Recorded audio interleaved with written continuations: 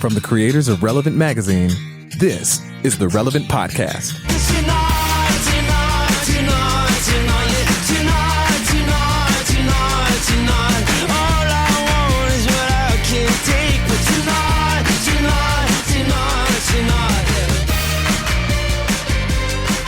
It's Wednesday, July 4th, 2018, and it's the Relevant Podcast. Happy birthday, America. I'm your host, Cameron Strang, and here with me in our Orlando studios, Andre Henry. Yo. Over there on the ones and twos, our illustrious producer, my brother, Chandler Strang. Hello. On the Skype line from Loverland, Virginia, Jesse Carey.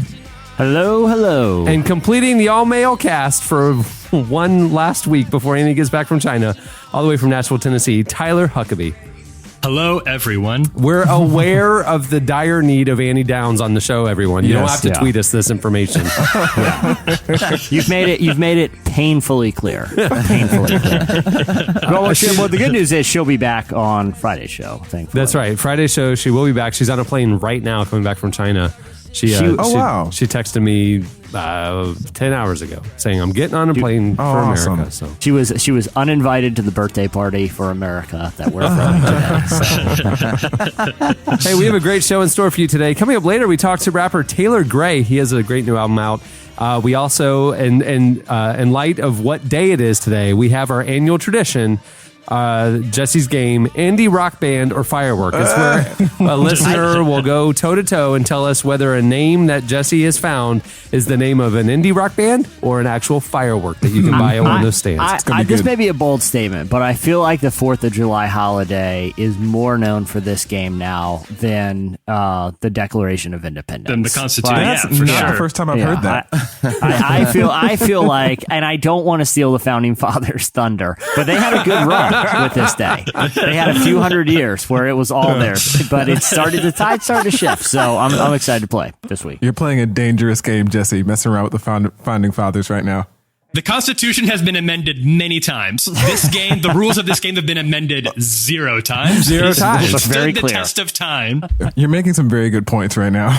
Well, hey, this is a little behind the scenes. We're recording for the second week in a row, recording on the wrong day, not a normal day. This is a holiday week. That's the reason why.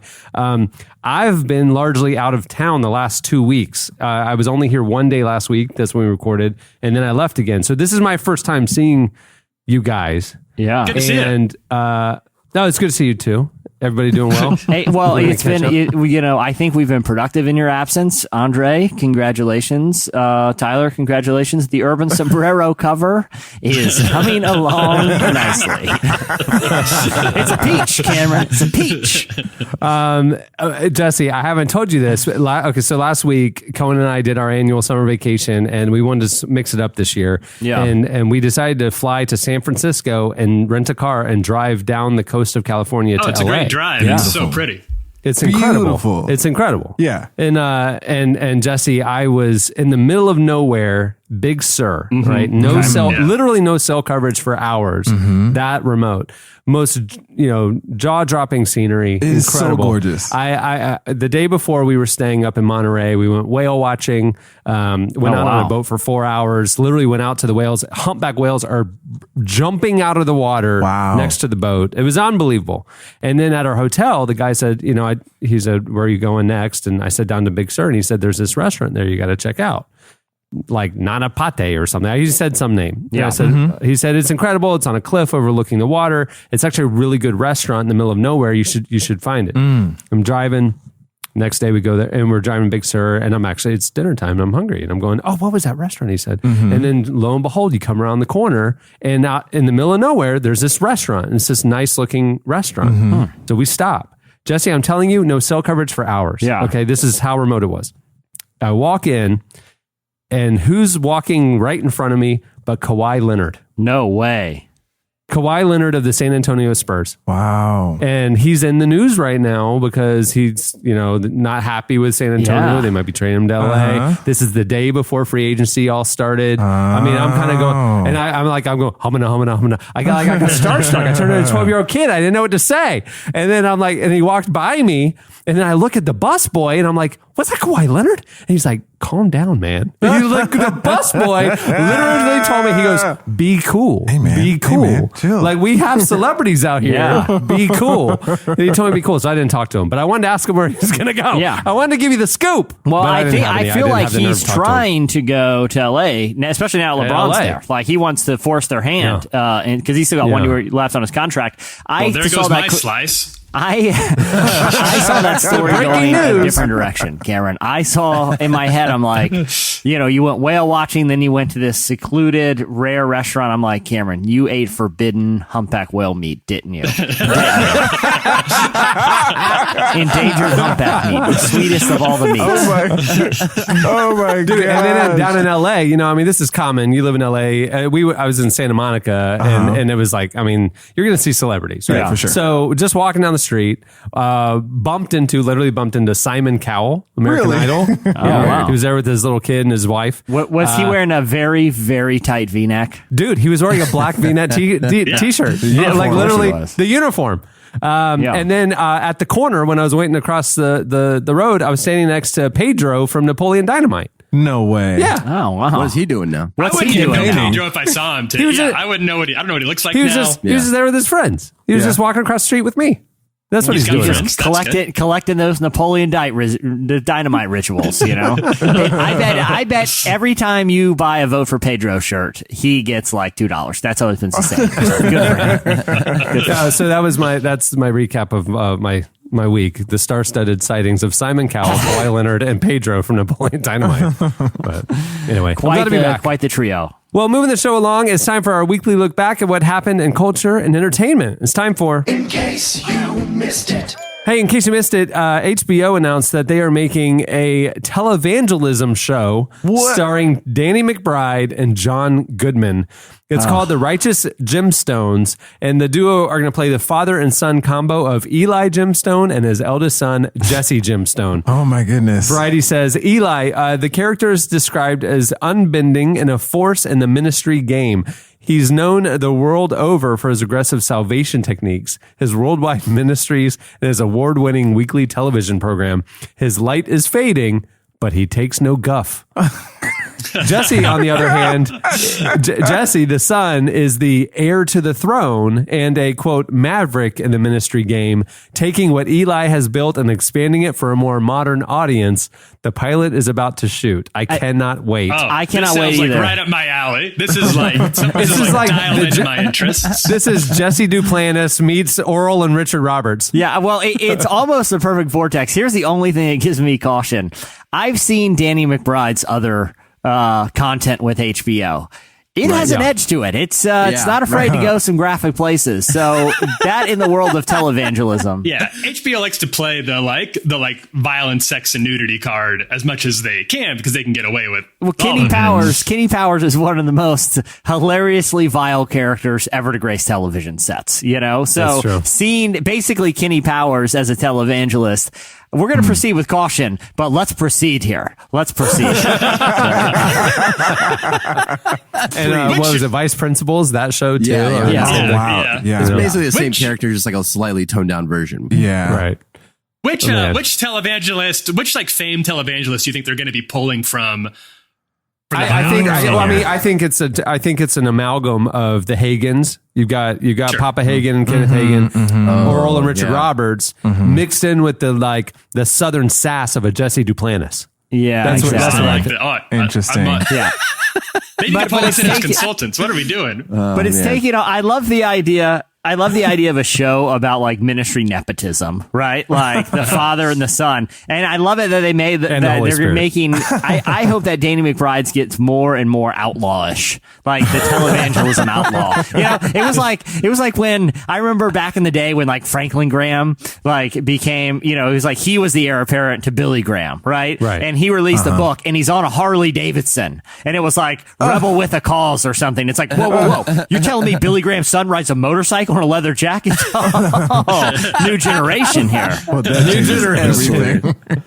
I have been at the Gaylord Opryland Hotel here in Nashville as part of the National Religious Broadcasters Association, and I have heard a public evangelical figure whose name I won't use, but we've all heard of him, who described himself without irony as the bad boy of Christian broadcasting. No way. Are you serious? Okay, you got to tell us. You gotta tell us. He may well be a listener. I don't want to out his Hey, he said it publicly. You obviously know he's the bad boy of Christian broad. Like, who's the first person who comes to your mind? He said it publicly. We can report it. Come on. That's right. Who is it? You're just repeating what he said. All right. This was said by none other than Phil Cook.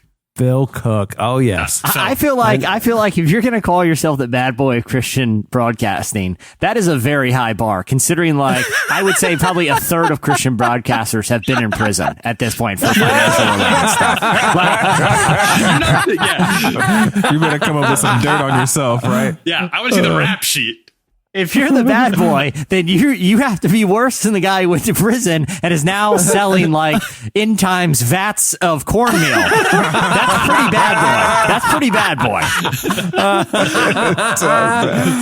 Oh man, yeah. I don't think they're going to be pulling from the Jim Baker apocalyptic end of things. I think they're going the straight like buckle of the Bible belt. Yeah, you know. yeah. Well, I There's picture more material there anyway. I don't know. I've thought about this show too much because I'm like, I really hope they are like podcast fans, like the writers in my fantasy world, and they hire us as like writing consultants. Because I've already pictured like John Goodman is like, he is wearing like the old school Crouch suits, like a lot of white suits, you know, kind of rhinestoney. But Danny McBride, I picture him affliction. He's all afflictioned out, you know, like very elaborate jeans and things like that. That's how they're shaping up in my mind. What are Elaborate jeans is like that. Like rhinestones and stuff. Yeah, right? no, I know. I'm saying that With is such a rhinestone crosses and descriptive stuff on yeah, that is like the perfect description of that person. Gigantic He wears crosses elaborate on like jeans. the back, you know, and there's Right, like they're right. tattered in weird places, and he wears like a chain wallet, and he's like bringing it to the new generation, obviously. And pointy dress shoes. with the jeans? Yes. Oh yeah, It's true. Oh man, I can't wait. All right. Well, hey, in case you missed it, this week Leon Bridges, who's on the cover of the current issue of Relevant, actually, and country singer Luke Combs sang an incredible version of the song Beyond on CMT's Crossroads. The two were paired up for the series, which matches country artists with unexpected collaborators. Here's a clip. In my darkness, I remember Mama's words reoccur to me. Surrender to the good Lord, and He'll wipe your slate clean. Take me to your river. I wanna go. I was skeptical. I was skeptical when this came across my radar, but I'm convinced now Leon Bridges could sing with anyone and make it awesome. Yeah. Yeah, that's rare. Because like my least favorite part of the Grammys is where they do the unexpected collaborations. They rarely land. You know what I mean? Yeah. And so that's good. This one landed. Yeah. Good for them. Yeah. Hey, in case you missed it, this week Kendrick Lamar says he's been baptized twice. Yep. Not this week. He wasn't baptized twice this week, but it came out this week. In a recent Vanity Fair cover story titled "The Gospel According to Kendrick Lamar," he explains that he was first baptized when he was 16, but then again in his 20s, quote, just for that reassurance and belief in God. When talking about being involved in gangs, he said, I've seen my own blood shed, and I've seen the cause of other people shedding their blood as well. He said, I knew something else had to happen. And that realization led to his recommitment of faith. Wow. Yeah. I think we've all been there. We've all been there. They have revival service, and it's like, about I all think the I'm just blood going to go we've ahead and shed. top it off and Well, I think everyone's been in the the situation where they're at like the summer camp or something, and you've been a Christian literally your entire life. You can't remember ever not being a Christian. And they give us salvation messages about like the kids who died in the car accident on the way home from summer camp last year. And we 'Cause they just were don't know. drinking. We don't know where they're ending up right now. You're like, you know what? I'm coming up. I'm getting saved tonight. Just this is an insurance Just in salvation case. right Sure. here. Like I can't have too many, Just for good measure. Dude, I got saved a lot as a teenager. Every time there was an opportunity to get saved, I just did it again. I mean, why What does not? it hurt? What does it hurt? What does it hurt? The on the Santa Monica Pier on Saturday, there was like literally as you walk down it, the people like Jesus is Lord signs man, with the yeah. megaphones, but it wasn't just like one random dude. It was like as you went down the pier, it's like another one, there's another one, there's another one, there's Yeah. another one. They were going. I mean, Yeah. it was a revival happening. But one guy in particular, he was going the scare tactic route. One guy was kind of anti. He was kind of homophobic. He was preaching against sin and everything. Yeah. And then one person was kind of monotone. He was just kind of saying the plan of salvation So scripture they stuff. were like talking over each other. There was no. They were like strewn across the pier. So like they okay. were. Gotcha. You were always listening to something. When you're out of earshot of one, the next one. The will next start. one kicks in. So two things. One, talking about at summer camp, everybody's going to die sort of thing. One guy was going, his tactic was every night, 76,000 people die in their sleep.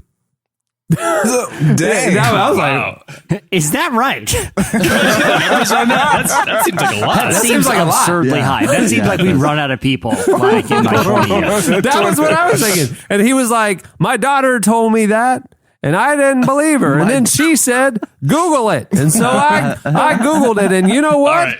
My daughter was right. 76. So we're going to trust his nameless daughter. The only person he cites is a daughter It that sounds you know. like the foundation of that guy's faith and his mission in life is a random fact that his daughter told him. And that still sounds too absurdly high to be true to me.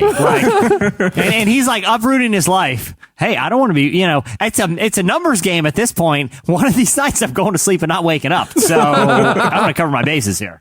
But the thing that was the most notable was there's this one guy, the guy who was the one who was going kind of negative. He was the preaching against all the sinners. Another guy with his own megaphone sidled up next to him with his own handmade signs that said, "This guy's the devil," with an arrow pointing to the evangelist. And so every time the evangelist would say something, the other guy had his own megaphone that he brought from home, and he was yelling stuff like rebutting it. Yeah. Wow. It was the craziest thing I've ever seen. I was kind of hoping that this was going to go there to like the dueling evangelist It was- situation. it wasn't dueling evangelist. It was literally a guy who wanted to just go and heckle the evangelist. And I was like, again, I'm not for the guy's message, but I thought it was brilliant. I mean, it was one of the most uncomfortable things I've ever experienced in person. That is Because you were wondering if the evangelist just doesn't have enough and just punch the guy. You know, I mean, he wasn't standing away from him. He was standing right next to him. right next to him. And like the evangelist has to be the Christian, and he had to just take it. That's you know, great. it was great. Well, did the anti-evangelist or the heckler have any discernible worldview, or was he just like heckling for the Just sake like, of no. heckling? Well, I looked at he had a plethora of signs with him, like laying next to him, that he had brought for whatever the situation. Most of his signs were anti-Trump. Okay. Like almost all of his signs were anti-Trump, but he had one sign that said this man or this man's the devil. Yeah. And he decided, that was going to be his cause that day. Yeah. Was to heckle the evangelist. But I want to interject here really fast. I just did a quick Google. How many people die in their sleep every day? According to answers.com, it's our friend is off. He's low, actually. He's lowballing us. It's 89,000. There is no way that's what it right. says. Here's the Google thing, it though, is yourself. like, what is the source of that? That was written by a person. I'm looking at the same thing. There is no know. way that's right, because I'm that's trying like to when find, you like, hear, a better source. you eat 7 pounds of spiders every year in your sleep. Like that's one of those myths that just like perpetuate, and suddenly everyone just believes it. Like, oh yeah, I mean, I'm chomping down on spiders every night, probably. I understand that now. Well, okay, but I think we also need to define what does dying in your sleep mean? Because I guess if I have cancer and I'm laying there asleep, I die. You died of I cancer. technically died in my sleep, but I died of cancer, right? Right. Yeah. And if you're saying 90,000 people die each day, Just not randomly in their sleep, just perfectly healthy people go to bed. I don't, that's not what I mean. You're not like just random, like Thanos snapping, dying in your sleep. But there's like, you're sick, you fall asleep. You're like, well, you never know. You could have died being awake just as easily. You just happened to be asleep when it happened. Right. You know what I would do if I was that evangelist who was getting heckled by the guy? Yeah. I would come back with the ultimate burn. I'd come back with the ultimate burn. And I'm with stupid shirt. And it's got an arrow right back at him. I'm with stupid. This shirt is classic, man. You burned. Then you're just like, and you're gonna burn. And you're gonna burn. You're gonna burn. Oh yeah, there was a fire and brimstone guy too. Yeah, it was interesting how each of them had a different tactic. Yeah, right. One of them was evangelizing in Spanish. Okay. I mean, like literally, there was like 7 or 8 of them all across the pier, and they all had a totally different tactic. And but you know, have you ever encountered like an evangelist on the street that like actually had like good news? You know what I mean? Like something that you listen to and you're like, man, that's compelling. Yeah. That's uplifting the stuff. First guy ever? The first guy was reading scripture and just talking that Christ came, you know, to save you and he loves you. And he was doing the Romans Road thing and it wasn't angry. Okay. You know, it was just, and it was actually very, his tone was very level headed. Was he shouting it though? No. It was very calm. Yeah. And it was not, I wouldn't say compelling, like he was drawing a crowd or anything, but it wasn't antagonistic. Right. Yeah. All the other ones were heavily antagonistic. Yeah. That's such an interesting thing is that when I hear street preachers, they have such good, you know, like it's just bad news. Yeah. Most of them are really angry. Yeah. And the thing that I don't get is like the assumption by the evangelist that because I'm on the Santa Monica Pier on a sunny Saturday afternoon, I'm living in sin.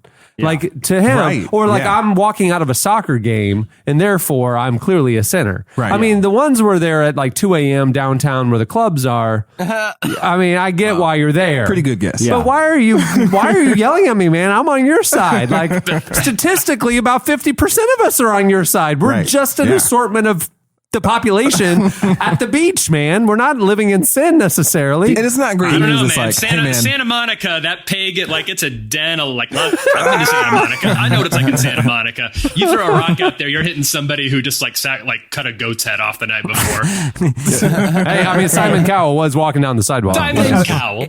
Yeah, Simon Cowell's up there for sure.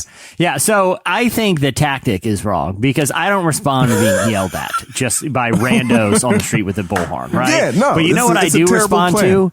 What's that? Sign spinning, because it's awesome. You ever see a good sign turn? I'll stop and watch them. I'll read their sale. I've bought numerous furniture items that I don't need because I was so pulled in by the sign spinner. Like, that's a skill.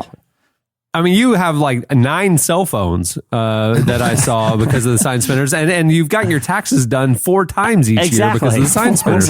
when that Lady Liberty did a 720 while the arrow was pointing in there, it's like, all right, taxes right here.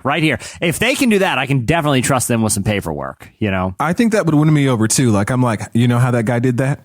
Grace, absolutely. Tell me about this Romans Road. Yeah. Hey, in case you missed it this week, this is interesting. Joel Houston, the worship leader from Hillsong United, caused theological controversy when he tweeted that evolution is undeniable and that God created the Big Bang. It started when a Twitter follower asked him about discussing evolution in the song So Will I. A line in the song goes like this: and as you speak, 100 billion creatures catch your breath, evolving in pursuit of what you said. If it all reveals your nature, so will I. Which, it's gotten a lot of controversy, obviously. Yeah. So a listener tweeted at him and Joel responded. And he said, evolution is undeniable, created by God as a reflective means of displaying nature's pattern of renewal in pursuance of God's word. An ode to the nature of the creative God it reflects, and only ever in part, not the source. Science and faith aren't at odds. God created the Big Bang. The tweet set off a firestorm, and Houston actually sent dozens of tweets answering questions and clarifying his thoughts on creation. This is the thing that I respect the most about him. I mean, a lot of people kind of will drop a bomb and leave. Yeah. Mm-hmm. He actually engaged things for hours. And it was super cool. Never riled up and was like just even keeled about the whole thing. He said, so one follower asked if he believed man evolved from apes. And Joel said, I believe God created humanity out of the dust and breathed his breath and spirit into us. He added, the entire premise of So Will I is the redemptive, creative authority and power of God's word, that at the end of the day, all our best theories, ideas, dogmas, and best attempts at understanding will ultimately surrender to the word at the beginning, to quote another song. Let me also add, God is way bigger than we think.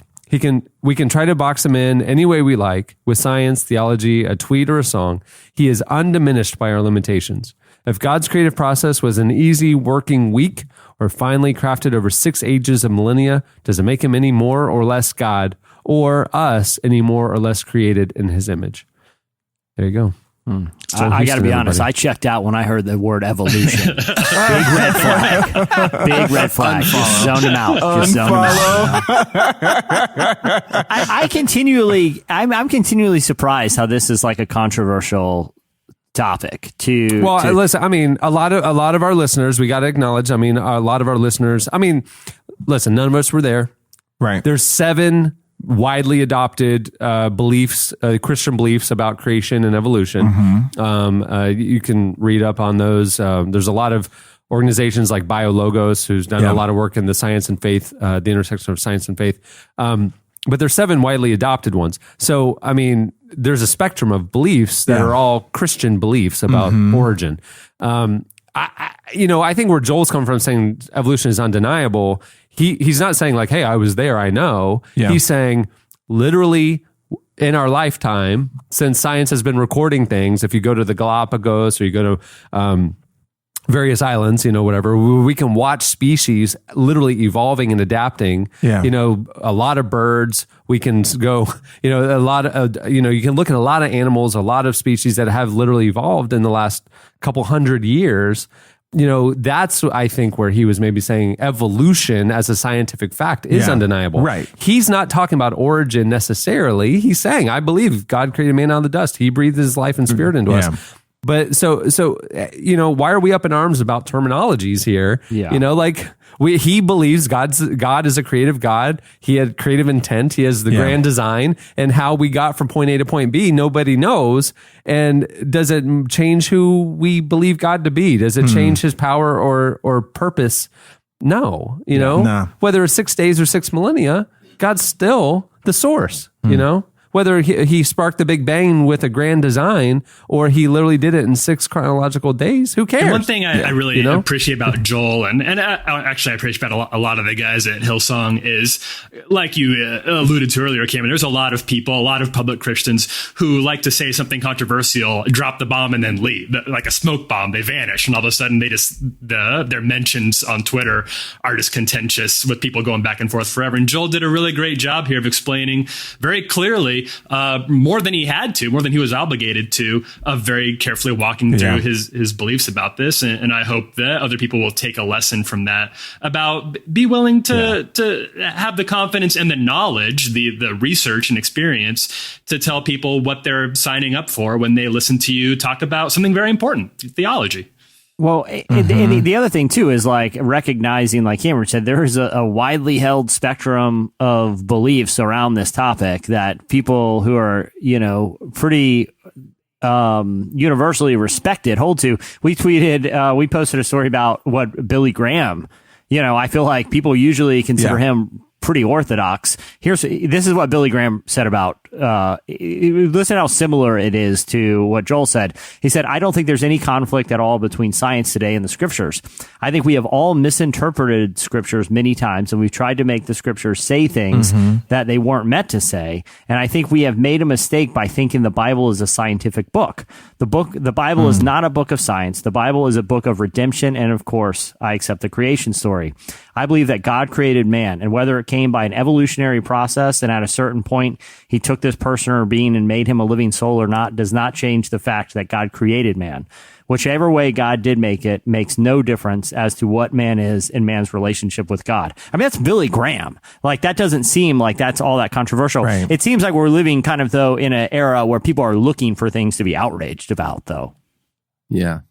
Well, I mean, and it is, unique that you would be in a modern worship concert or worship service at church, and the word evolve is in the worship song. Right. You don't usually sing a song that kind of tips its hat to science in that way. Yeah. I think that's the unusual thing. I mean, like, this is an old debate, right? And I think it really comes down to like people who are like, well, the Bible says this, and wanting to hold to it in a very literal way, and not, being open to more nuanced interpretations of all that kind of thing, But I think you're right. That is the novel thing, is singing a worship song and coming across the word evolve. Yeah.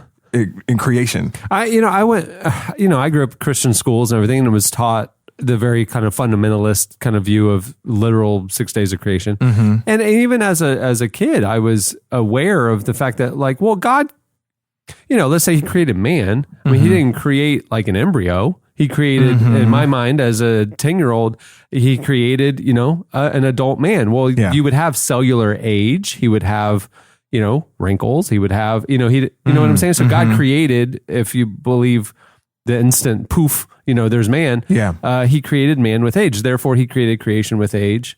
So you're saying that the rocks are 6 billion years old. Okay, I see. I could believe that God created them with that age, just like he created man with age. So I had no problem with being taught the literal 6 days. Okay, and with that mindset. So when Jesse and Adam Smith and I went up to the Creation Museum, Adam was a little more progressive in his theology than I was, or at least our upbringings, and he was just rah, rah, rah, rah, the whole time. And I'm like, man, just have grace for where they're coming from. It's like, whatever. It doesn't change who God is, But then I also have been at the BioLogos conferences where some of the leading scientists and astrophysicists and stuff who are Christians shared their origin beliefs from a scientific perspective and how they rectify the creation story in Genesis 1 with their kind of scientific fact that they know. And it definitely evolved my worldview, no pun intended. But like, I have no problem with either. And the cool thing is that they have no problem with either. Like they're kind of going, listen, we know in part, we see in part. We believe that God had a grand design and creative intent, and how we got from the origin of, creation to where we are today and where it will go. We believe God had a path and a plan for that. Whether you believe it happened quickly or over eons, okay. Can't we all just get along and be open to science and be open to the supernatural and like we don't know. What do you think is at stake for people though, who like, this is a contentious argument for them? I think it's the sovereignty of God, God. Yeah. I just think it's a thing of like, I'm right and you're wrong. I believe God is this one thing. And I think it was what Billy Graham said, where you try to put God into a box or what Joel said. Yeah. And it's like, that's the thing of like, I have to be fully right. And I think that's a human thing. That's not, I don't think God cares. Yeah, it's the opposite of humility too. The other thing that always like baffles me about this debate is like, was it 6 days or, was it, 6.5 billion years or whatever. It's like, whose 6 days are we talking about? Like, we know, we know for a fact time is relative, that at different places, I mean, it's like like Interstellar or whatever, like different places in the universe, you would age at different, rates, because time, we understand, is not just a construct. How we measure it is a construct, but it's like space-time is one thing and it moves differently depending on where you are. So even that, you're talking about a relative term. So, God's time is different than our time, literally. And so, there's a lot about the debate that when you get too literalist can start to fall apart if you don't appreciate the nuances of it. Yeah, that's what I wonder is, and that's where my question, like, what's at stake is like, what are people afraid of losing, that are like, if you are someone who believes it was 6 24-hour periods, because, that's what I think when I see the word day in the Bible, like, if you're wrong about that, then what do you lose? And I'm not sure what they think they lose if that's not the case. Yeah. I don't know. I think some people are so protective of the idea of like infallibility, like the infallibility of the Bible, that they say, if this isn't literal, then how can I expect slippery any of slope it to kind be? of thing? But that even Right. seems reductive in a way, because there are parts of the Bible that are clearly not literal. I mean, Jesus Yeah, like talked the prodigal son is not like a parables, documentary, Right. story. You have things in there that are like Jesus tells a story to teach a lesson that didn't actually happen. And being able to think through like, how do we think of things as being true? When we read them, like there's more than one way for this to be true or to be truth. Yeah. I mean, Jesus's primary means of communicating truths was telling stories that weren't true. I mean, that's what the parables were. There was no the lost sheep and the lost coin. Those are parables that were stories to illustrate a bigger point. But like, he didn't intend for us to take those actual parables as historical accounts of anything. Yep. So There you go. I think Joel should just get an "I'm with stupid" shirt.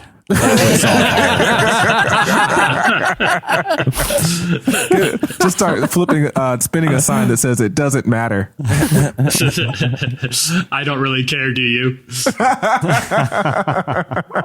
I mean, I just like being out on the California coast and going out and looking at the grandness of, and even being in Montana the previous week and just looking at creation, man. Mm-hmm. I mean, it really is awe-inspiring, and driving down the road and just looking at the vastness of creation and the beauty of it. You really are reminded of how great God is, and even that's just a small portion. Imagine the Himalayas, and imagine, just the variety of, I was watching the Blue Planet and Planet Earth 2, recently on Netflix, and you watch that stuff and you just go, it's just mind blowing. And then when you start to study astronomy at all, and just you understand the absolute vastness of the universe, it's just, you can't wrap your head around it. Yeah. And then like we try to like reduce God to like have to play by our rules, and it just makes me sad, that like we can't just be in awe of his creative wonder, who cares? Right. Yeah. He had a plan for this. I believe that. That's my belief system, is that God has a plan and a purpose, that there is something unique in the spirit realm to humanity versus the minerals and the animals and everything else. But you look at this and you're just going, yes, creation is alive and breathing and evolving. Right. And that's undeniable. Right. Why are we trying to be reductive? Why can't we say God is bigger than we could ever comprehend? And this one chapter of the Bible doesn't tell the full story. And that seems to be the point. Like, when I read Genesis 1, like it is about like the sacredness that you're talking about, that bigness of God and all that kind of thing, is like, that's the thing that I think that the scripture is trying to speak to us. And I think that's the thing that we need to know. Right. Yeah. Right. Yeah, and I think and it's a whole, this is going down a whole thing, but it's a whole way of like reading scriptures where you don't feel like you're going to read something that's going to threaten some principle. Just have an openness that, that God's in control, like you were saying, Cameron, and also that, the Holy Spirit will actually guide us when we engage His Word. It's like, the other chapter that like you hear a lot of debate about is like the beginning of James, when James talks about faith without works is dead. And like, if you're not doing these things, then you're probably not a Christian, is the implication of it. And, when Martin Luther, came up with the basis of what is now like Reformed theology, he found that so problematic. He actually joked about removing James from the Bible. And it's like, if we're at that point, then we might be thinking about this whole thing wrong, instead of like an openness where we feel threatened by things, even other things in the Bible. Yeah. Well, there you go. All right. Well, that was a different, in case you missed it, than normal. Joel, you're welcome for hashing out your beliefs. Joel, Joel. We fixed it for you. Next time, maybe start here, and then we can work on Twitter. All right. Stay tuned. Up next, Taelor Gray joins us. That's that power when you can't move, power when you empty. Power at your weakest moment, power when they tempt you. That power when it's complex, and power when it's simple. The power when it's fake to you, and power when it's real, yeah. I got enough issues. I don't need trust issues. Nothing is coincidental. I'm hoping that touch your mental. I showed up with too much potential. My black fist on the wheel of this rental. Lord, I pray you crush every ounce of pride that even touched my temple. You're listening to our next guest, Taelor Gray. The song is HGP featuring Eshawn Burgundy. At the beginning of the podcast, you heard Mondo Cosmo with Tonight Tonight. Well, today's show is brought to you by Squarespace. Whether you need a landing page, a beautiful gallery, a professional blog, or an online store, it's all included with your Squarespace website. I've been using Squarespace for years, and it truly is beautiful and easy. Creating your site with Squarespace is intuitive. You can add and arrange your content and features with a click of a mouse. If you sign up for a year, you'll even receive a custom domain for free. You can design a best-in-class online store with Squarespace's award-winning templates, customizable settings, and more, all without a single plugin. They even include all the tools you need to track inventory, process orders, and send custom emails with one intuitive interface. That's been the big change for them over the last couple of years. They've gone into Squarespace commerce. It's been more than just doing a blog. It's like you can sell swag. You can make some money. I love it. I love it because it's designed intelligently, but it's really evolved too in a lot of ways. Oh my gosh! Wrap it up. Hey, right now Squarespace is offering a special offer for Relevant Podcast listeners. Go to squarespace.com/relevant for a free trial, and when you're ready to launch, use the offer code relevant to save 10% off your first purchase of a website or domain. Squarespace, set your website apart. Rapper Taelor Gray is back with a new album, The Love Don't Last Long. Along with the spiritual themes he's known for, he's also a pastor, the album touches on themes like political power dynamics, shame, wealth, and more. We recently spoke with Taelor about the album and the experiences that inspired it. Here's part of our conversation with Taelor Gray. Understand, no more questions, let's be honest, this ain't for you, no more extras, no more lectures, I can't promise this is normal, I've been all up in the desert with a treasure full of riches, you just shrug your shoulders, see some breadsticks and some fishes, I see miracles. Tell me about the title. Where does the title, The Love Don't Last Long, come from? It's kind of a title that has a few different meanings, so just kind of maybe the short, concise view of love doesn't last long in terms of maybe fan response. If you're an artist and you're hoping in kind of that momentum of love and support, all of the kind of things that come with being an artist that you look for as far as fan response, it doesn't last. And for me, I'm the type of person that sometimes I look for the worst case scenario. So I try to look to the end as a measure of protection for the present. And, whether or not people enjoy the music in the moment, I could make a mistake to just jack all this up. I could do something that, really just causes all of whatever highs I'm experiencing now to come crashing down. So just trying to prepare my heart on the front end and say, this doesn't last always. There's always the possibility that it could come to an end. But in the broader scheme, kind of the grander scheme of things, the title is speaking to things that we love that are worthless, the things that we love that ultimately don't deserve all of our affection and devotion. And sometimes we want love from people and things that will never satisfy us.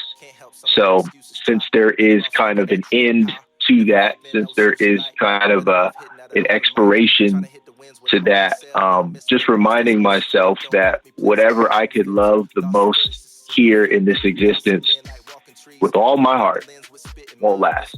It's not something that deserves all of my attention and affection. I have to keep the right perspective on the one who sustains me forever. In my younger days, I might find a weapon that can help me in these Hunger Games. I might hit depression if you tell me I have no control. You might catch a contact at my concert.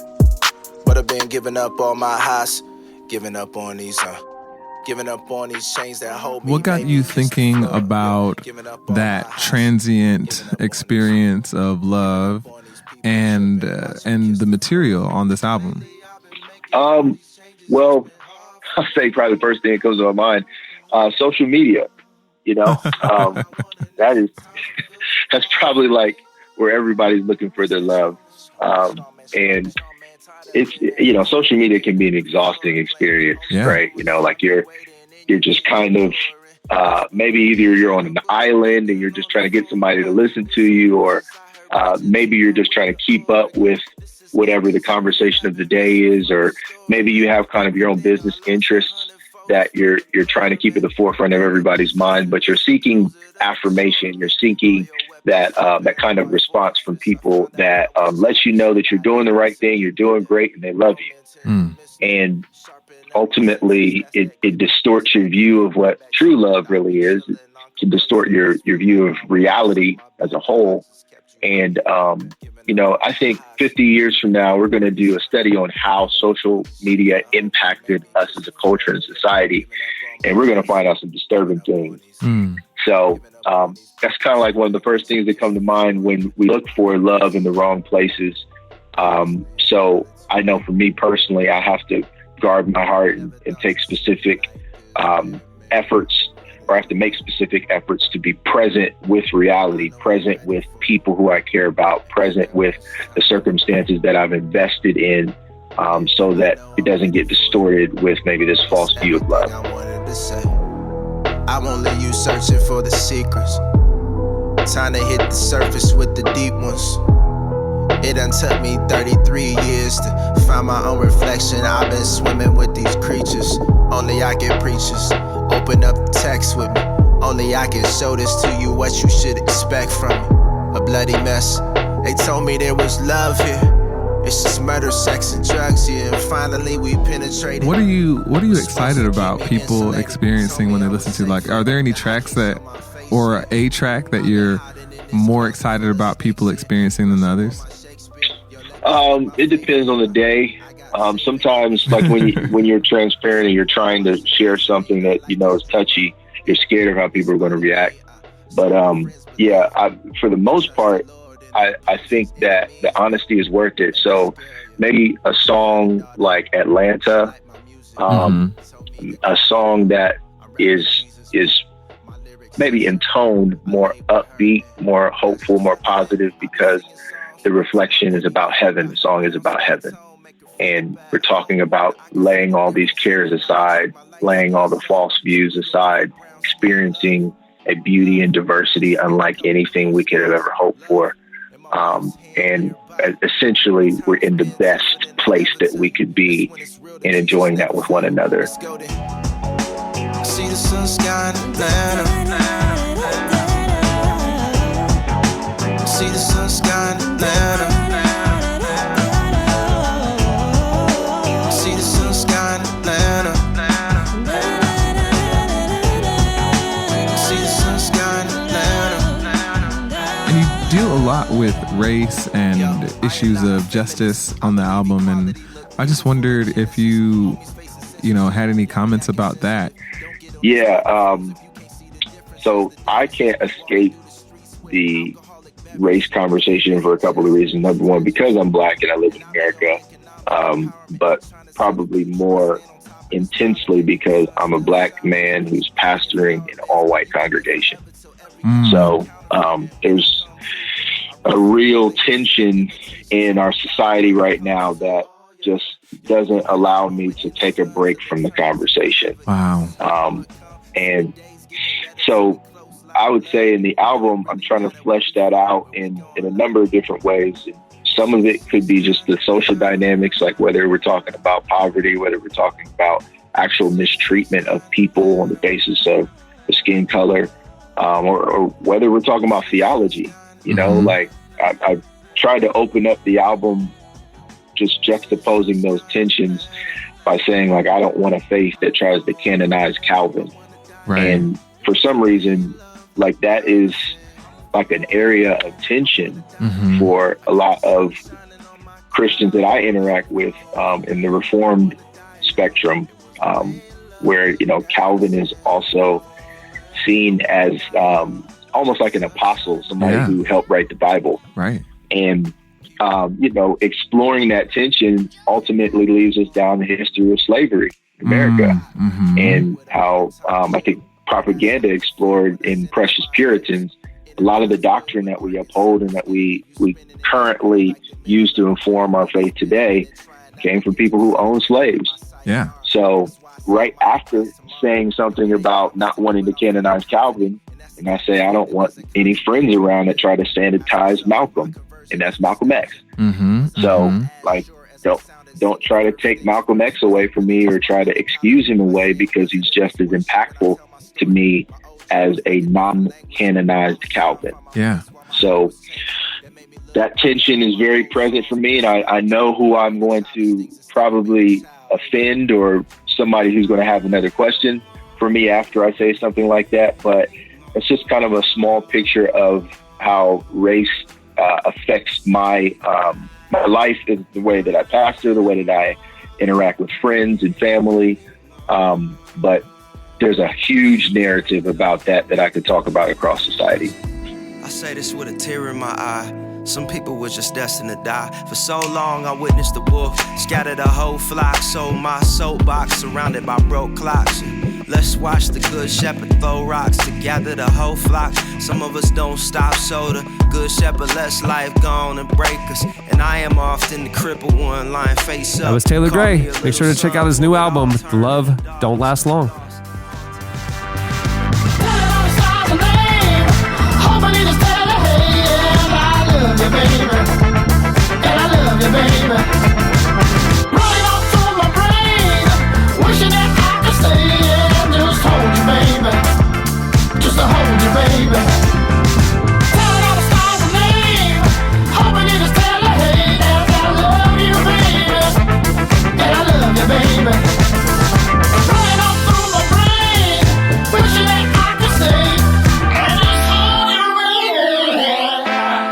You're listening to St. Paul and the Broken Bones.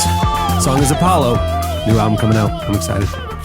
Okay, it's time for our annual 4th of July tradition, indie rock band or Firework. Okay, Jesse, we are, so annually you create a game where you choose a name of something, and this name is either an indie rock band or the name of an actual firework. Yes. We have a listener play one of our cast members. So this year, Andre Henry is going to be going up one of our listeners, Grace. Hi, Grace. Welcome to the show. Thanks, guys. I'm so excited to be on. Where are you calling us from? I'm calling you from Hart, Michigan, about an hour and a half north of Grand Rapids. Sweet. So I work at a camp up there. Oh, you're at a camp, like a summer camp. I am, yeah, like a summer camp. So, it's a pretty great place. It's actually called Grace Adventure. So I get a lot of kids thinking I'm a very successful 23-year-old with the name. I take it. I'm a fan. Grace, do you ever take part in any of the hijinks with the campers? Well, so not anymore because they expect me to be an adult now, which is kind of, so a little lame. So but lame. I was on our summer staff in years before and definitely took part of some hijinks. Now, I didn't ever set anything on the camp on fire, unlike you, Jesse, so I'm not sure I can quite live up to those tales. Unless arson is involved, it's not real hijinks. I do want to say, Grace, also, I'm looking back in our DM. She has DM'd us twice about 3 facts, and I know we're not doing that right now, but I just want to say one fact that she gave us that I really appreciate.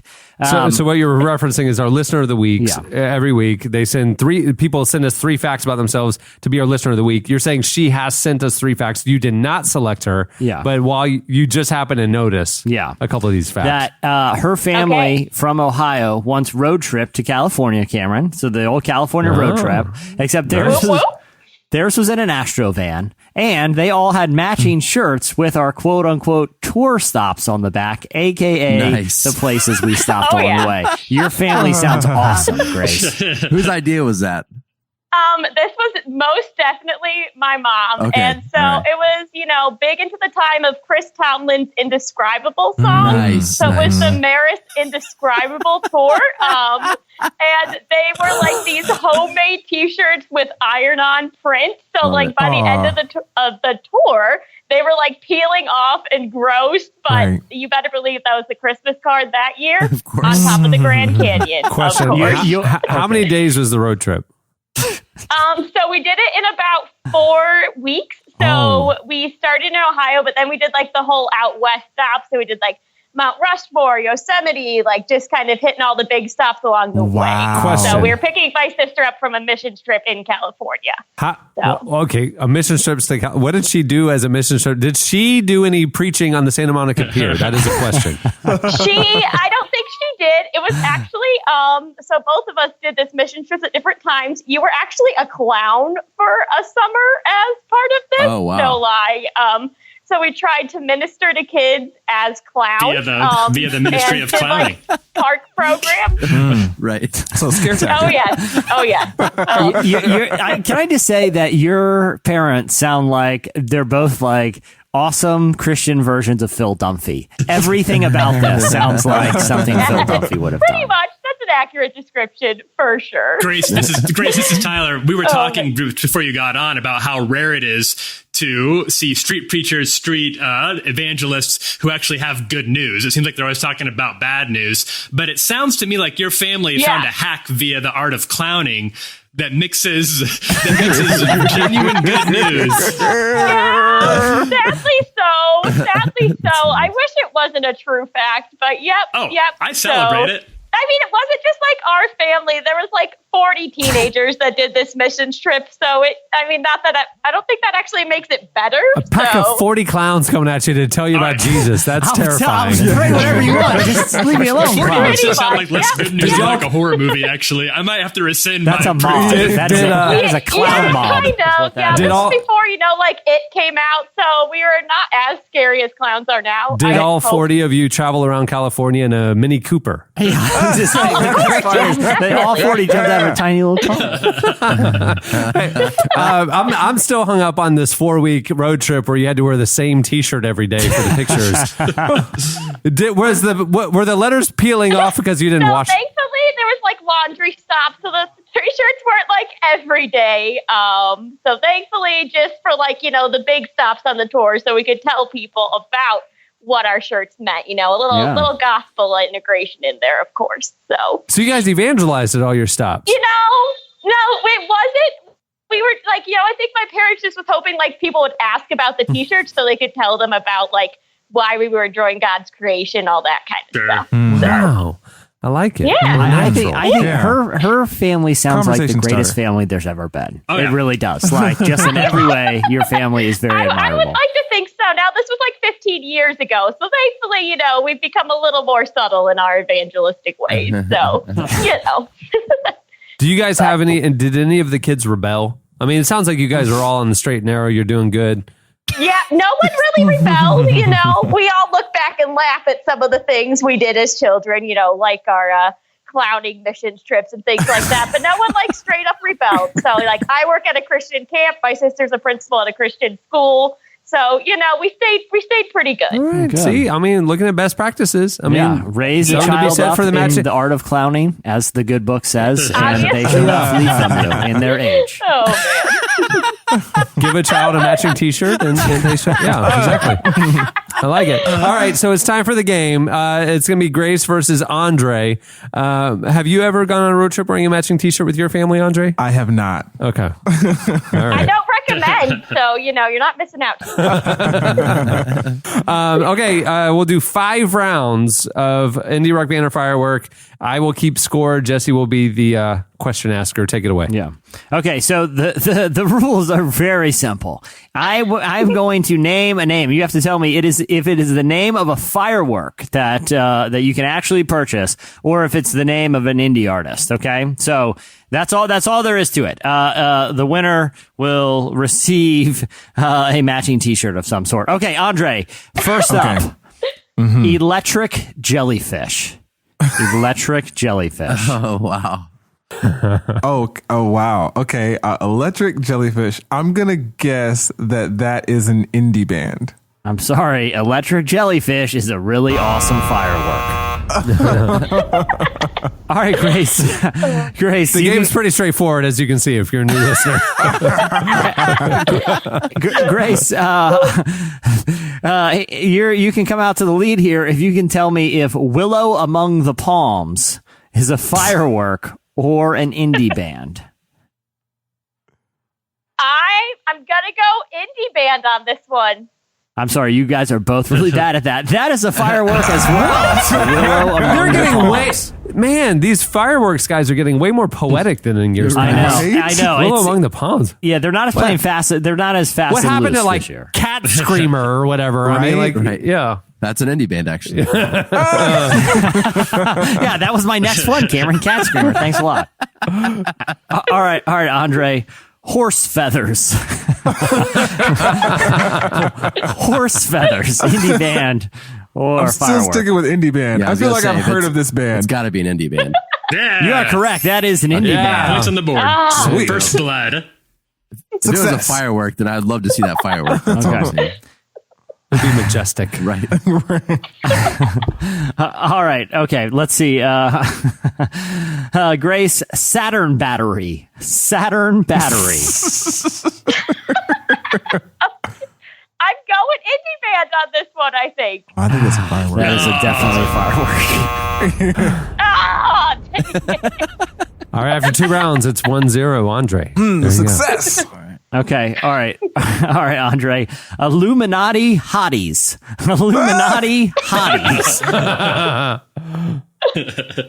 Oh my gosh, that's hard. I think it's a I firework. like it either way. Firework. I'm sorry, that is an indie artist, and I haven't heard them before, but they sound awesome. Illuminati They Hotties do. is actually an indie band. Okay, all right, Grace, well, you can get back in this. Okay, Atomica all right. Afterglow. Atomica Afterglow. All right, I'm going Firework on this one. Feeling good. I think that's a good Look call. who is on the board. Good work, Grace. You are correct. That is a firework. There you go. Things just got Tie really game tense. after 3 rounds. Okay. All right, Andre. Oh, this is all one word, mind you. Serpent with feet. Serpent with feet. Indie artist. I love how or redundant that firework. name is. Serpent with feet. Oh man. Firework. I'm sorry, that is an indie band. That'd be a weird firework. I need to go with my Okay. first impression. What was your gut, all right, man? Grace. Yeah. All right, Grace. Rolling blackout coastal fever. I'm going indie band because that's a lot of words to write on a firework. That's a good point. You are correct. I like the logic There there, you too. I like go. that you're thinking through this. Right now, Grace is up 2-1. No. Okay, Andre. Large happy planet.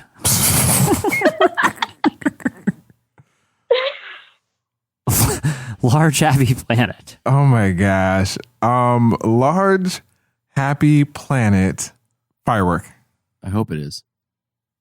You, my sir, are correct. Large happy planet is a firework. I lost my column there. And I honestly didn't know. I was like, that could go either way. All right, Grace.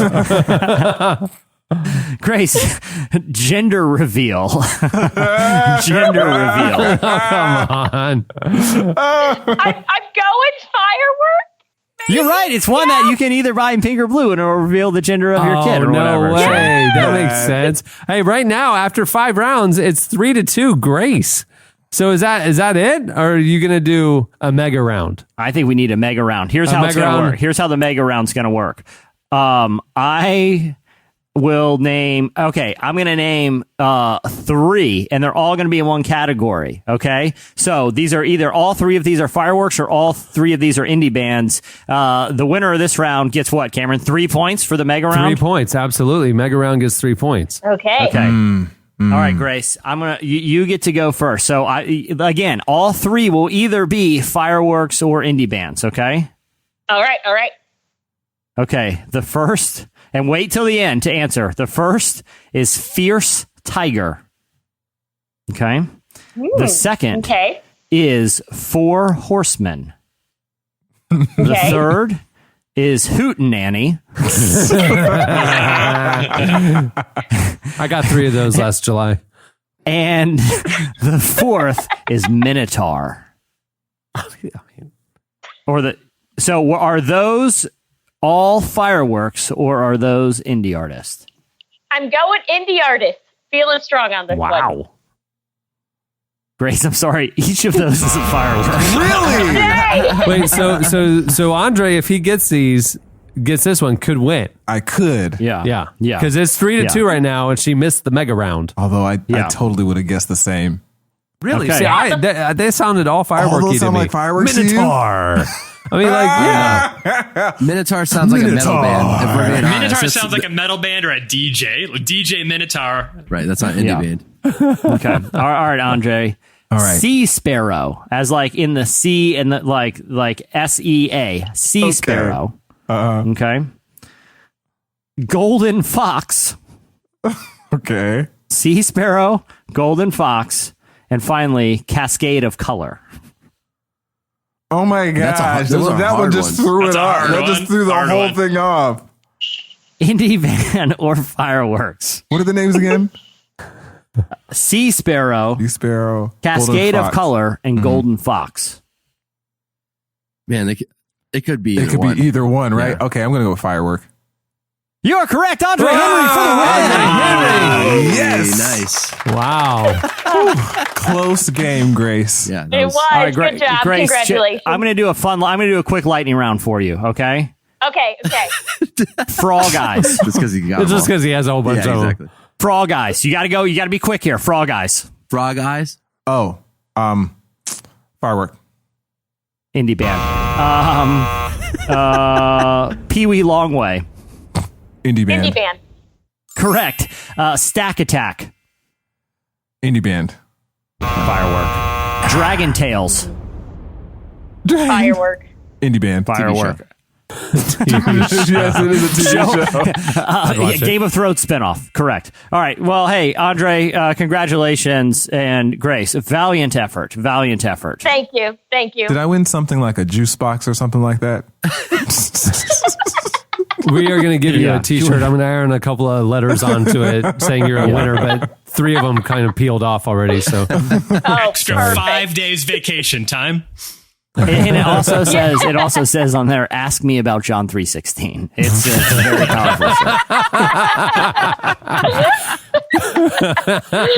subtle. my So good. Well, hey, Grace, thanks for playing. It was a lot of fun. Thanks for having Thanks, us Grace. on. Yeah. All right, well, that'll do it for Indie Band or Fireworks. Stay tuned. Up next, your feedback. I push away the people that I love the most. Why? I don't want no one to know I'm vulnerable. Why? That makes me feel weak and so uncomfortable. Why? Stop asking me questions. I just wanna feel alive until I die. This isn't ace flow. Just let me rhyme. I'm in disguise. I'm a busy person. Got no time for lies. One of a kind. They don't see it. I pull out their eyes. I'm on the rise. I've been doing this for most of my life with no advice. Take my chances. I just roll the dice. Do what I like. As a kid, I was afraid of highs. Put that aside. Now I'm here and they look so surprised. Well, so am I. Whoa. You're listening to NF. No, it's not Eminem. The song is Why. Okay, it's time for your feedback. Last week, we asked you for the question of the week. What is your worst or funniest summer vacation story? Jesse and I have gone to Montana this year. We're going to Las Vegas this coming weekend. Yeah, we are. On vacation. I've been to Montana again. I just got back from California. People are traveling right now. A lot of you guys are catching up on podcasts right now because you're on the road. You're catching up on our show. We've been seeing the tweets. So we want to know your worst or funniest summer vacation stories. You guys hit us up on Twitter at Relevant Podcast, and you also post it on the podcast episode page at relevantmagazine.com. Here's a few of our favorites. So Garrett this is a little bit of a callback because I joked earlier last week that I was hitting the quill pretty hard. I was sipping the NyQuil and had a bad experience. Garrett tells us why that's not even funny to joke about. He went on a mission trip 4 years ago to Haiti and got really, really bad sunburn, like all over him. And I guess he didn't really know. And so he got the sunburn, but he doesn't realize it's sunburn. He thinks he may have been allergic to some Haitian food. And so I don't know if there's a lot of elements of this story. What's that, Chandler? I said, how can you mistake those two things? A sunburn versus food poisoning. Let me just say this. There's a lot of things in this story that I don't understand that if Garrett were on, I would ask him about, because he then says that for some reason he thinks the proper way to treat an allergic reaction, evidently to Haitian food, is to rub Benadryl directly onto the skin. So he has his friends rub down everywhere he's burned. Again, thinking this is an allergic reaction to Asian food, to rub his body with Benadryl. I don't think he can be allergic to Haitian food. I've got a lot of questions. Yeah, that's what I'm saying. Just like there's just so many different kinds of food. He thinks that this is his exact words, thinking it might have been some allergic reaction to the Haitian food. So then he feels like the right thing to do is to have his friends rub Benadryl all over his skin. He then takes 2 Benadryl pills. So he ended up sleeping 8 straight hours. Evidently, I guess the Benadryl can seep in your skin. After sleeping straight through like 8 hours, his youth pastor tried to wake him up, and his pastor was like calling his name. Garrett says he could hear his youth pastor calling him, but he was like in a Benadryl coma, and it took like an hour for him to come out of it. Like people were like screaming at him for 30 minutes. It took him 30 minutes to wake up. So not only did he have a horrible, painful back sunburn, possibly he's allergic to Haitian food. He's also one of the only people ever to overdose on Benadryl by rubbing it on their bare skin. So just a horrible. He didn't even tell us how many people came to Christ because of his cool t-shirt either. So thanks a lot. Make it all about you. Adam DeMore has a funny one. He writes, the setup: while on our honeymoon, my wife and I decide it would be fun to try horseback riding at a small ranch in northwest Quebec. We live close by in Ottawa. Much like Eddie, they give me a huge old workhorse named Bruce. I being too prideful to use I being too prideful to use the step stool, take 2 running tries until I make it in the saddle. My wife gets 2 running tries. What happened on the first one? He must have just bounce off the side of the horse. We can't just glaze over that there was took 2 tries to get on the horse. He didn't give the details, but I'm gonna assume that he did I can not. Picture it. Yeah. If I'm the horse and Bruce is coming at me full speed, bounces off of my side, and he comes again, I'm moving. Yeah. If I'm the horse, I'm running. This is quite literally him and Bruce getting off on the wrong foot. Like, things have gone very south. If it doesn't matter what creature you are, if you have any dignity and someone tries to jump on your back and misses and just like lands against your side with a thud, that's not a great start to a relationship. No, it's not. My wife gets a jumpy horse named Patience, who names these beasts. Yeah. After a long crazy journey with horse feathers. After a long crazy journey with some unintended galloping scares, we arrived near the end. The story: it rained the day before and the ground was a little wet. Riding along the side of the hill, I took one hand off the reins to adjust my hat. At that moment, Bruce, my giant horse, slips in the mud, startling himself into a full gallop up the hill. I lose grip and fall, but I happen to still have one foot stuck in a stirrup. So now I'm flapping like a flag in the breeze on the side of this running horse, smacking its butt with my flailing body. This, by the way, makes them go faster. I finally get my foot and fall to the ground, breaking my ribs. Our guide runs over to me, very excited, saying, "Oh, yay, we just finished training for this. Can you move your legs?" I could. I got back on the horse and rode into the stable, never to ride again. He rode back on the horse with broken ribs. Yeah. Wow, that's painful. Wow. Minotaur. I've got some questions about this one. I feel like a lot of these are user error. You know what I mean? Absolutely. I feel like a lot of people made some ill-advised decisions. I've got love for all the fans, all the listeners out there, but hopefully they all left this sadder but wiser. Brandon Oliger was on a mission trip to Australia during college. He says he was in Sydney. For some reason, like 15 of us decided to take a glass elevator to get up to another walkway. And someone suggested we all jump while it was going up to scare one of our more senior team members. So right there, like some poor decisions. This is a mission trip, right? This is a mission trip. Yeah, this is a ministry opportunity. We succeeded in freaking her out, but we also succeeded in getting the elevator stuck. We were there for like 2 hours while the fire department tried to figure it out.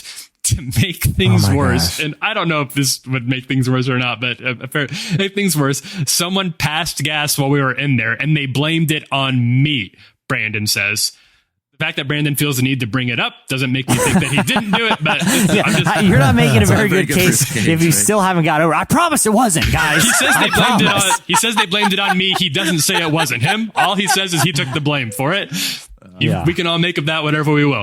There wasn't room to sit down or anything, so I wasn't very popular.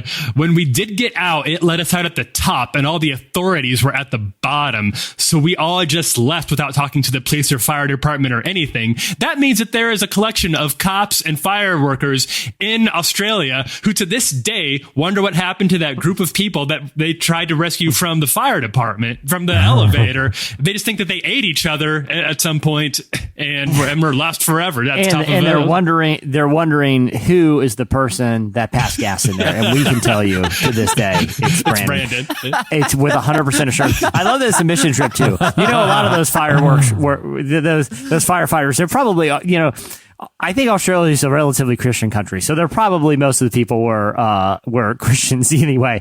A couple of them, this was so rude that they've renounced the faith. So thanks a lot, Brandon. We lost a couple. The mission trip total was negative. Two firefighters are no longer Christians. The kingdom lost 2 that day. Thanks, Brandon. That's funny.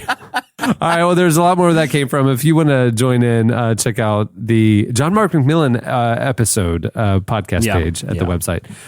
Okay, it's time for this week's editorial question of the week. Okay, well, earlier in the show, we were talking about the street preachers at Santa Monica Pier. And the guy who was debating, kind of refuting, I don't know. And then Grace, our friend Grace, was telling us about participating in a band of 40 evangelizing clowns one summer, just roving the countryside of California. Yeah. When Grace goes evangelizing, she rolls 40 clowns deep. It is very impressive. It just got us thinking about the more unique evangelism attempts that, you know, we've all been privy to, either seeing or being on the receiving end of them, or participating probably in our youth group years. So we want to know for this week's Question Week, what's one of the more unique evangelism experiences you have seen or participated in? You can hit us up on Twitter at Relevant Podcast, or you can post your story on the podcast episode page at relevantmagazine.com. I think the 40 clowns might be among the top of the more unique. It's an early front runner. I have to imagine there's some good human video stories out there. Yeah, of course. Yeah. That was a very... Hold on, do they still do human videos? Because that was a very 90s youth group thing. No, they called them dramas when I was in youth group. Yeah. What? Like the black everybody's in a black t-shirt except for the one tall white guy who's Jesus in the white t-shirt. Right. I mean, I'm aging myself, but when I was in high school, it was always Carmen's the Champion that would be played over a speaker, and we would act it out beat by beat, because that's the way Carmen writes his songs. Is literal, drama. We did one to YouTube Bloody Sunday. No way! Wow! Wow! That's edgy. Okay, my who was your deductive youth pastor? Rob Bell, you hippie. My deductive reasoning says that human videos are still a thing because there is still a human videos category for the Fine Arts Festival.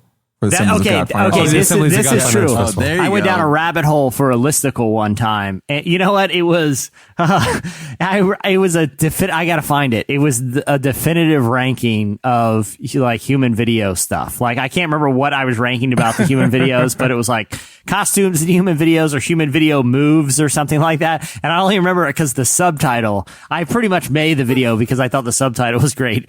Preach the gospel preach the gospel at all times, but when necessary, use words. I just felt like it's too good for human video listicle. But I went down a rabbit hole on YouTube, and there's a legit like national competition. There people go and compete. The Assemblies of God. I want to see the winners. Like how they much are do they stand elaborate. out, I watched a bunch one time, and they are super. And these people are into it, man. Like this is like what's his name, Lloyd Webber style mime videos. It's very impressive. I got saved just to I think that's why Kendrick Lamar got baptized again. He saw a really elaborate human video. He saw the human video national championships. If you watch ESPN2 late enough at night, every once in a while you'll catch the human video national championships. It's pretty cool.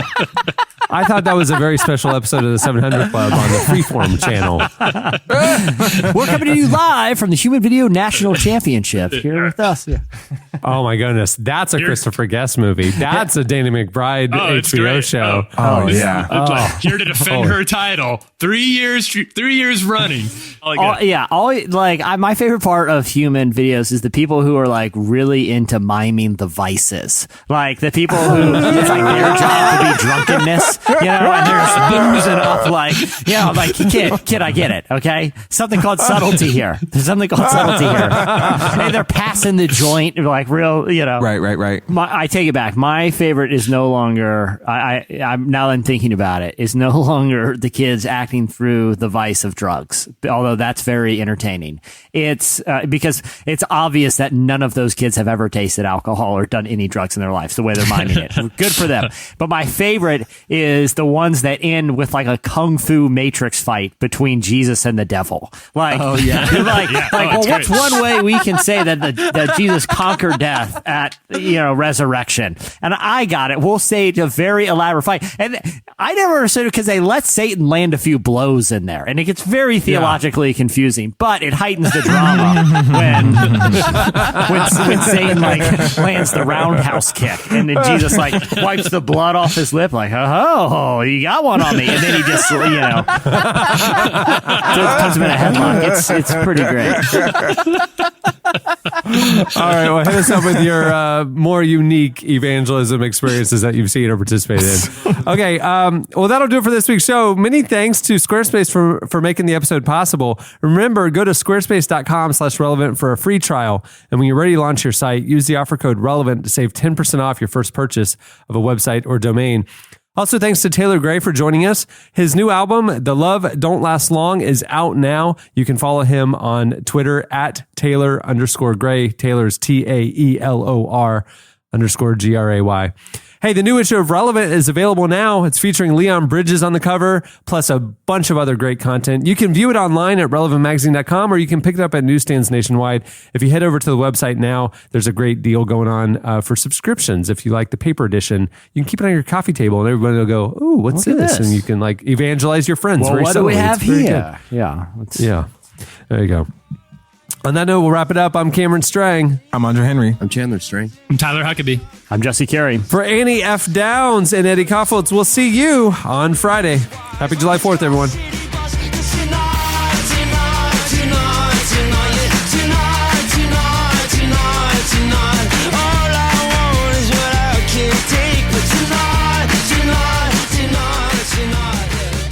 Thank you for listening to the Relevant Podcast.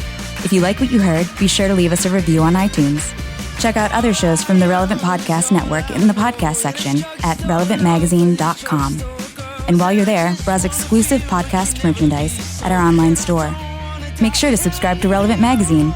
Info is available at relevantmagazine.com/subscribe.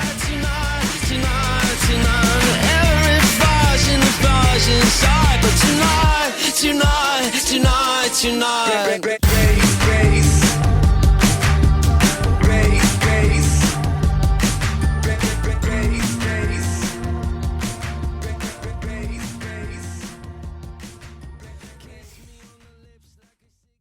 Raise a child up in the art of clowning, as the good book says, and they shall not flee from you. Relevant Podcast Network.